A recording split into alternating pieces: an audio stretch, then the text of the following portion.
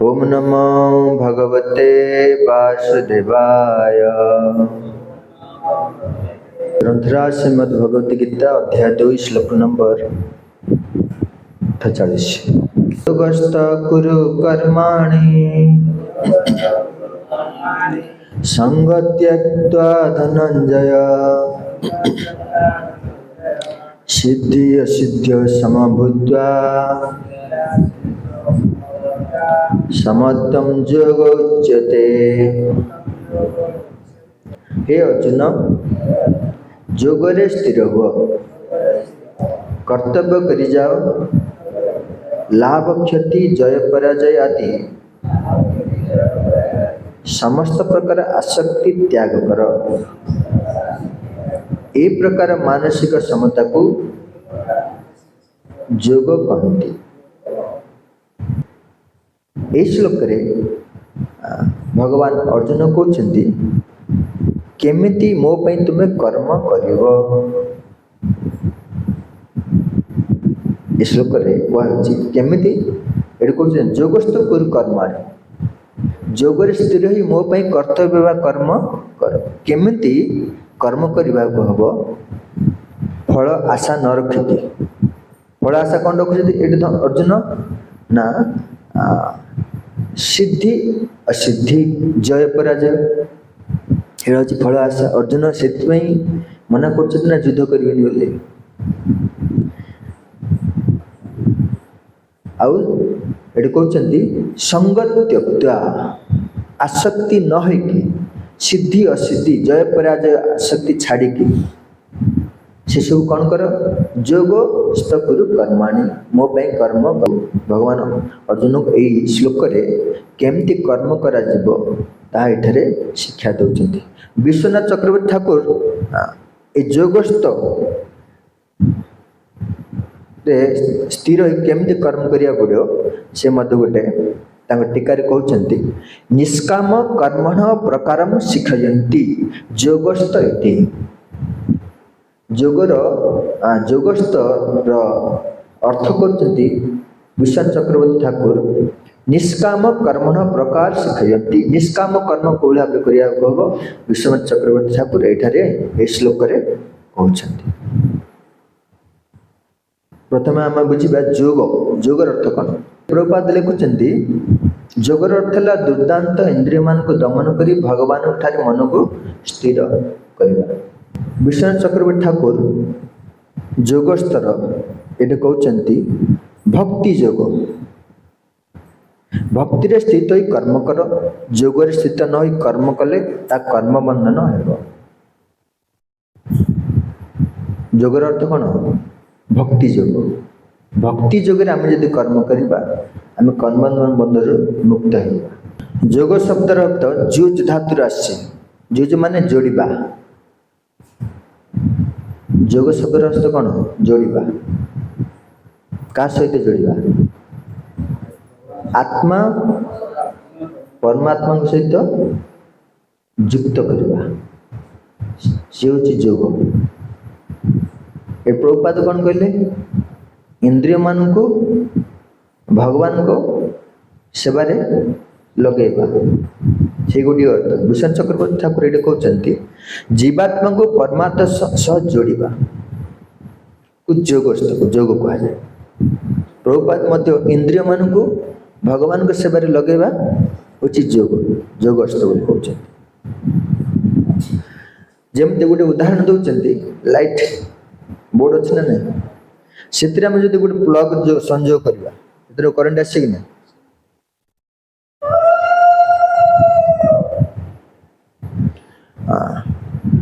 जेमिति गोटे प्लग रे plug board जोग कले से आलोक आसे। ठीक से भाव में आत्मा जदि परमात्मा सहित जोड़ी जीवो से कौन दिव्य ज्योति बाहर आलोक आस ज्ञान बाहर। से जोगर अर्थ जोड़िबा। किंतु पतंजलि कहती पतंजलि गोटे शिक्षा दियंती ए योग उपरे योगस्थ चित्त वृत्ति निरोध मनर चंचलता को बंद करबा होची योग। पतंजलि कहती କିନ୍ତୁ ଗୀତାରେ ଯୋଗ ଆହୁରି ବଡ଼ ବଡ଼ ଅର୍ଥ କରୁଛନ୍ତି। ମନ ବନ୍ଦ ନାହିଁ, ମନକୁ କୃଷ୍ଣଙ୍କ ସହ ଯୋଡ଼ିବା। ପତଞ୍ଜଳି କହୁଛନ୍ତି ମନକୁ ମନର ଚଞ୍ଚଳତା ବନ୍ଦ କରିବା ପାଇଁ ଯୋଗ କରିବାକୁ। କିନ୍ତୁ ମନର ଚଞ୍ଚଳତା ବନ୍ଦ ହେଇଗଲେ କ'ଣ ଆମର ସବୁ କିଛି ସଫଳତା ମିଳିଛି କି? କିନ୍ତୁ ଭଗବାନ ଗୀତାରେ କହୁଛନ୍ତି ନା, ତାଠାରୁ ଆହୁରି ବଡ଼ ଯୋଗ କ'ଣ ନା ମନକୁ ଭଗବାନଙ୍କ ସହ ଯୋଡ଼ି ଦିଅ। ସେଇଟା ହେଉଛି ପ୍ରକୃତ ଯୋଗ। ବହୁପାଦ ଏଠି କହୁଛନ୍ତି ଇନ୍ଦ୍ରିୟ ମାନଙ୍କୁ ଭଗବାନ ସହିତ ଯୋଡ଼, ଇନ୍ଦ୍ରିୟ ମନକୁ। ଏଡ଼େ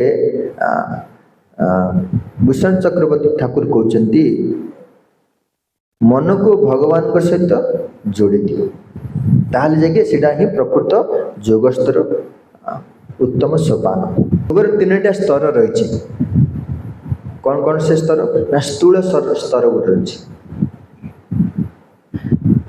ସ୍ଥୂଳ ସ୍ତରରେ ମଧ୍ୟ କେମିତି ସମାନ ସ୍ଥିତିରେ ରହିବ ଏଠି ଗୋଟେ ଉଦାହରଣ ଦେଉଛନ୍ତି। କ'ଣ କ'ଣ ନା ଆମେ ଦେଖିବା, ସ୍ଥୂଳ ଶରୀର ଆମେ ପ୍ରାପ୍ତ ହେଇଛନ୍ତି ନାଇଁ କି? ଶରୀରଟା ସ୍ଥୂଳ ଶରୀର ତିଆରି ହେଇଛି ନା, ଏ ସ୍ଥୂଳ। ଏ ଶରୀରକୁ ବିଭିନ୍ନ ପ୍ରକାର ମାନ ଅପମାନ ଆସୁଛି, ସୁଖ ଦୁଃଖ ଆସୁଛି। ସେଥିରେ ଆମେ କ'ଣ ହେଉଛନ୍ତି? ବିଚଳିତ ହେଉଛନ୍ତି ନାଇଁ କି? ସୁଖ ଆସିଲେ ଆନନ୍ଦିତ ହେଉଛନ୍ତି, ଦୁଃଖ ଆସିଲେ କ'ଣ କରୁଛନ୍ତି?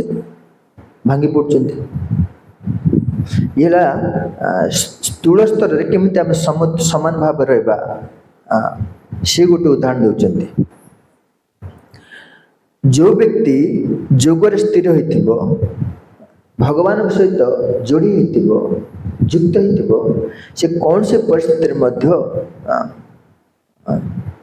ମାନ ଅପମାନ ଆସିଲେ ମଧ୍ୟ, ସୁଖ ଦୁଃଖ ଆସିଲେ ମଧ୍ୟ ସେଥିରେ ସେ ଭାଙ୍ଗି ପଡ଼ିବ ନାହିଁ, ସେ ସ୍ଥିର ହୋଇ ରହିବ।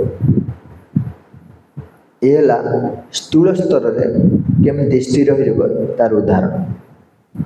ପୁଣି କହୁଛି ସୂକ୍ଷ୍ମ ସ୍ତରରେ, ବୁଦ୍ଧିର ସ୍ତରରେ, ବୁଦ୍ଧିକୁ କେମିତି ଆମେ ସ୍ଥିର ରଖିବା। ଗୀତାରେ 2ୟ ଅଧ୍ୟାୟ 65 ନମ୍ବର ଶ୍ଲୋକରେ କହିଛନ୍ତି ପ୍ରସାଦେ ସର୍ବଦୁଃଖାନାଂ ହାନିରସ୍ୟ ଉପଜାୟତେ। ଯେବେ ମନ ପ୍ରସନ୍ନ ରହେ ସବୁ ଦୁଃଖ ଚାଲିଯାଏ। ଯୋଗସ୍ଥ ଲୋକର ବୁଦ୍ଧି ସ୍ଥିର, ସେ ଜାଣେ ମୁଁ ଦେହ ନୁହେଁ, ମୁଁ ହେଉଛି ଆତ୍ମା। ଦେହ ସୁଖ ଦୁଃଖ ପାଇବ, ମୁଁ ନୁହେଁ। ଏ ହେଲା ସୂକ୍ଷ୍ମ ସ୍ତରରେ ସ୍ଥିର ରହିବାର ଉପାୟ। ସ୍ଥୂଳ ସ୍ତରରେ କେମିତି ତୁମେ ସ୍ଥିର ହବ ସେ ଉପାୟ ଦେଲେ। ମାନ ଅପମାନ ଯେଉଁ ଆସୁଛି କାହାକୁ? ଆତ୍ମାକୁ ଆସୁଛି। କାହାକୁ ଆସୁଛି? ଶରୀରକୁ। କିନ୍ତୁ ଶରୀରକୁ ଆସିଲେ ମଧ୍ୟ ଆମକୁ କଷ୍ଟ ହେଉଛି। ତ ସେଥିରେ ଆମେ ସ୍ଥିର ହୋଇ କେମିତି ରହିବା? ବିଚଳିତ ହେବା ନା, କେମିତି ରହିବା? ଭଗବାନଙ୍କୁ ଆମେ ଯଦି ଆମର ଇନ୍ଦ୍ରିୟ ମାନଙ୍କ ଦ୍ୱାରା ସେବା କରିବା, କୌଣସି ପ୍ରକାର ସ୍ଥିତିରେ ମଧ୍ୟ ଆମେ ଅସ୍ଥିର ହେବା, ସ୍ଥିର ହୋଇ ରହିବା। ଏ ହେଲା ସୂକ୍ଷ୍ମ ଆଉ ସ୍ଥୂଳ ସ୍ତରର ଉଦାହରଣ। ପୁଣି ହେଉଛନ୍ତି କହୁଛନ୍ତି ତୃତୀୟ ହେଉଛନ୍ତି ଗୂଢ଼ ସ୍ତର, ଭକ୍ତିରେ ସ୍ଥିତ।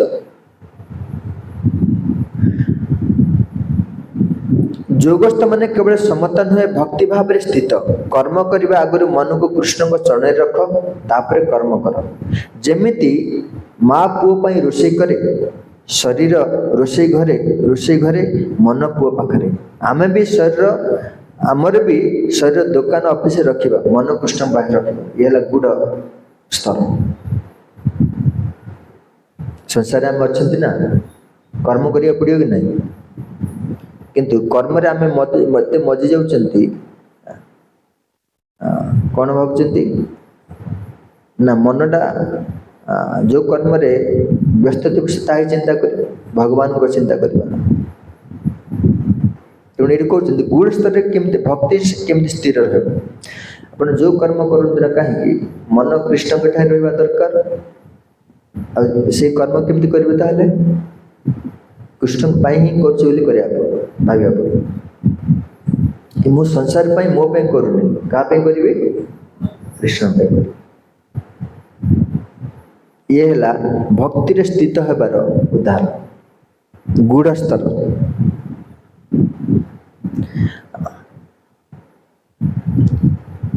तेणु सब आम सका जोगस्थ केमती है जोगस्थ प्राक्टिकल उदाहरण कौन मु जहाँ भी करी तुम ये जोगस्थ फल तुम मोर मु निमित्त मात्र मु जहाँ भी करी तुम करी फल न मिलू कि न मिलू मोर ठीक जाए मुझे निमित्त मात्र ये है जोगस्थ। यही भावना को जोगस्थ कहुए ए श्लोक जोगस्थ आम अर्थ शुणुं जोगस्थ न हो कर्म कले ता बंधन जोगस्थ हो कर्म जोगस्थ हो कले ता भक्ति और मुक्ति भगवान सहित युक्त न हो आम जो कर्म करवा सी है बंधन युक्त हो कले कौन हम ना से भक्ति और मुक्ति। विचार करते आम जहाँ भी कर भगवान को प्रसन्नता विधान पे आम कर भक्ति से हूँ मुक्ति से बंधन न तेणुक ये भगवान अर्जुन कहते जोगस्थ कुरु कर्माणि एभली भाव जोगस्थ हो मो कौन कर तुम्हें कर्म कर। भागवत बहुत गोटे सुंदर प्रसंग आयन वाचा मनसेन्द्रियर्वा बुद्ध्यात्मना बानुश्रुत स्वभावत् करोति जत् जत् सकलम परेस्मै नारायणेति समर्पयेतु। ये कहते आमे भगवान केमती कर्म करवा ये कहते शरीर कायन वाचा वाणी मन इंद्रिय बुद्धि अहंकार द्वारा स्वभाव अनुसार मनुष्य जहाँ किछि करे सबु परम पुरुष नारायण को समर्पण करवा उचित। यह ही प्रकृत योग यह ही प्रकृत योग भागवत कहते। अम्बरीश महाराज बहुत सुंदर उदाहरण गोटे आसी अम्बरीश महाराज एत सुंदर राज्य प्राप्त होते सहित भगवान सहित से कौन होते युक्त होते कौ कौ भाया युक्त होते ये कहते स वै मन कृष्ण पदार बिंदय पचांसे वैकुंठ गुणानुवर्णने करौ हरेर मंदिर मार्जनादिषु श्रुति चकार चित सत्कथादये। समस्त इंद्रिय को कौन करते अम्बरीश महाराज भगवान सहित युक्त करते। स वै मन कृष्ण मन को कृष्ण चरण में समर्पण अर्थात सब कृष्ण चिंता करते। वाणी को कृष्ण गुण कीर्तन रे लगे हाथ को मंदिर मार्जन रे लगे राज्य शासन तांकर स्वधर्म थिला किंतु से राज्य को मोर बोली भाव नथिले कृष्णकर बोली भावुथिले। दुर्वासा मुनि एत बड़ राज्य राजा हेले मध्य से कौन कहते ये मोर राज्य नुह ये सब भगवान भाव राज्य से शासन करते।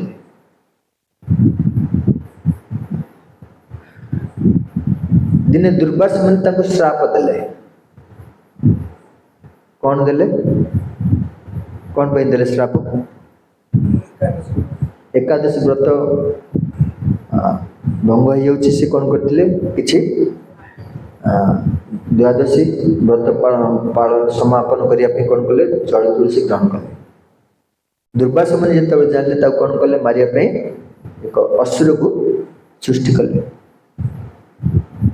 असुर जिते बड़े सृष्टि करचंती भगवान कौन कले जान पारे।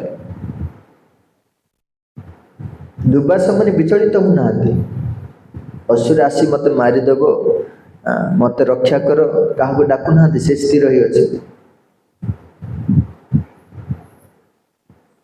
राज्य शासन करिकी मध्य भगवान ठारे मन को केमती स्थिर करछंती आमको ये शिक्षा दौरान मृत्युर भय ना कहीं भगवान को से समर्पित होती भाव में युक्त है भगवान को सहित कौन सी परिस्थिति से विचलित होना ये जोगस्थ कर्माणी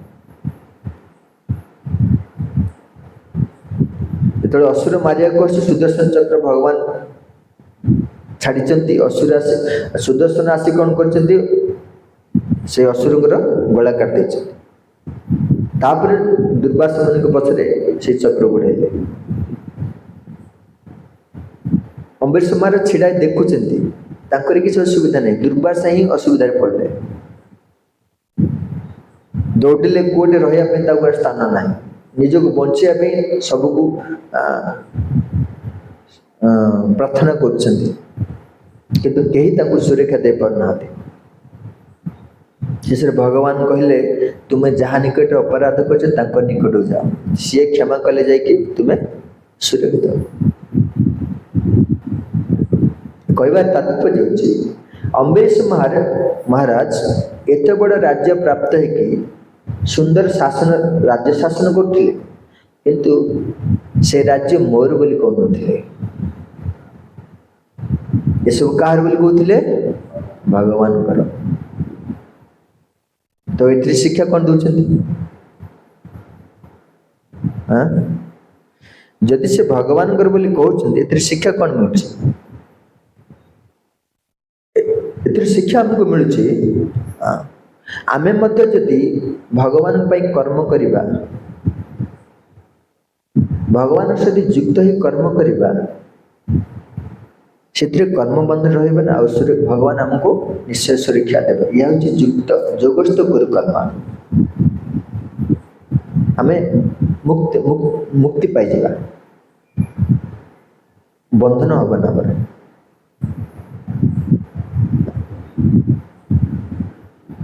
तो द्वितीय कहते सरी चाणक्य पंडित मध्य सुंदर श्लोक गोटे कहते ये जोगस्थ गुरु कर्मणि त्याग कहीं छाड़ा अनित्यानि शरीराणि विभव नैव शाश्वत नित्यम सन्निहित मृत्यु कर्तव्य धर्म संग्रह निज कर्तव्य कर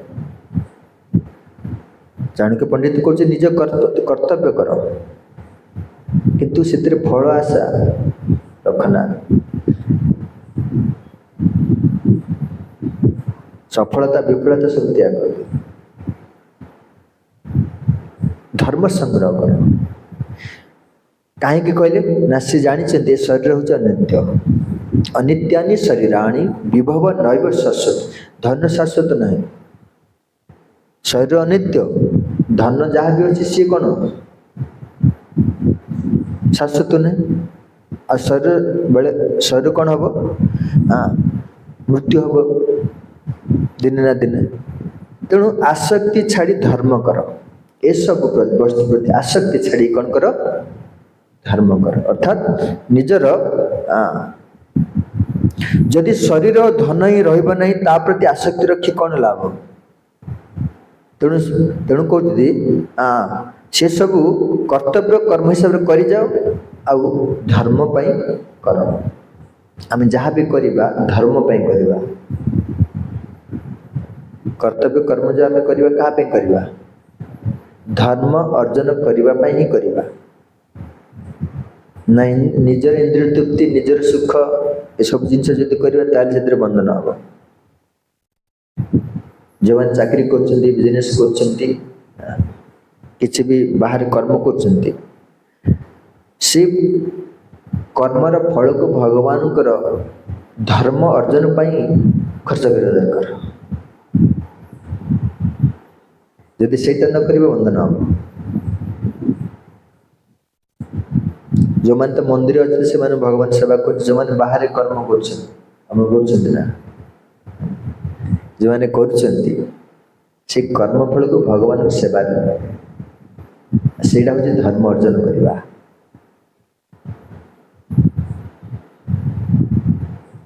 ତେଣୁ ଏଠି ଶିକ୍ଷା ମିଳୁଛି ଯୋଗସ୍ଥ କର୍ମ ଏଭଳି ଭାବରେ ଭଗବାନ ସହିତ ଯୁକ୍ତ ହେଇ କର୍ମ କଲେ କ'ଣ ହେବ? ବନ୍ଧନ ଲାଗିବ, ସେଠୁ ମୁକ୍ତ ହେଇଯିବ। ହେ ଅର୍ଜୁନ, ଏଭଳି ଭାବରେ ତୁମେ ନିଷ୍କାମ କର୍ମ କର। कृष्ण हरे कृष्ण कृष्ण कृष्ण हरे हरे